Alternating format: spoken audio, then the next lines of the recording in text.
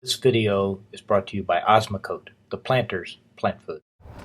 Hi, I'm Ryan Lee from Indiana University, and today I've got a gardening tip about irises. This was a question that was written into us, an email about how to propagate, how to divide irises, so I thought I would take on this subject.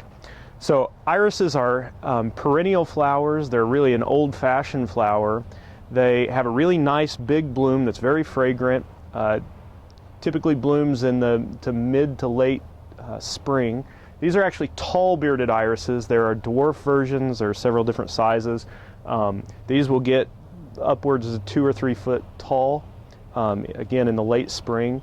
The problem with irises is that they bloom a very short amount of time, and then you're left with this foliage. So if you're going to plant irises, you really want to think about planting it for the foliage, not as much for the flowers. Although the flowers are very nice, you're left with foliage a large part of the year. Irises grow on rhizomes, which are horizontal stem structures.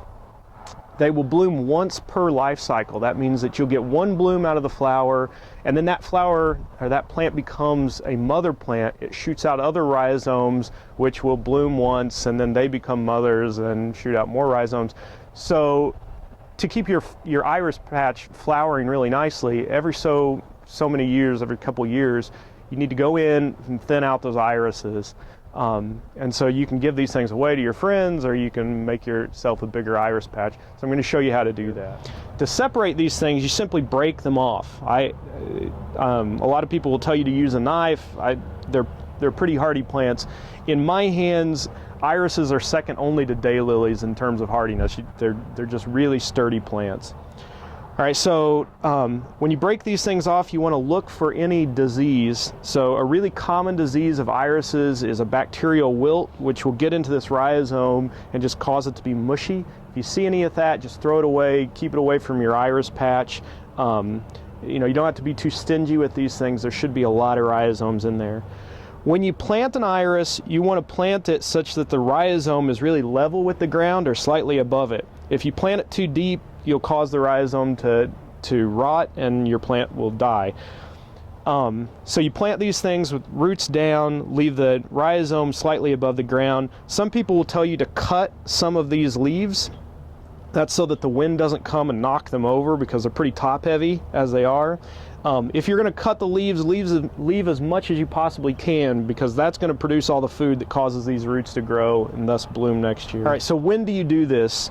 You can transplant irises anytime you get ready to, but you want to leave them enough time so that they can grow some roots before the freeze. So anywhere from up until a few weeks before the first freeze in the winter.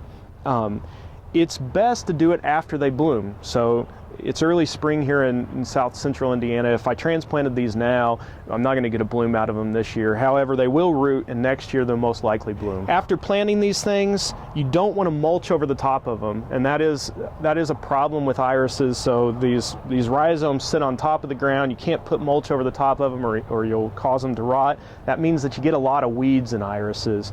It's another good reason to break them up every few years so that you can weed out in between the irises. This has been a gardening tip from Ryan Lee from Indiana University about bearded irises propagation. Thanks for watching.